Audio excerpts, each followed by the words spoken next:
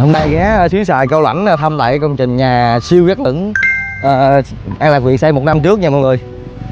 Ở đây là khúc ngay xã Tân Tịnh, thành phố Cao Lãnh. Nhà này đó là An Lạc Việt thiết kế thi công trọn gói full nội thất, tư vấn phong thủy nha mọi người. Trước nè anh chị nhà anh chơi cây kiển là quá trí nè, trồng cỏ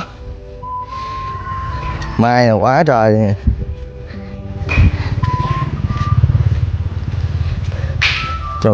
Chào mát này chắc cũng ít ngồi hay gì rồi, đẹp quá mà ít ngồi.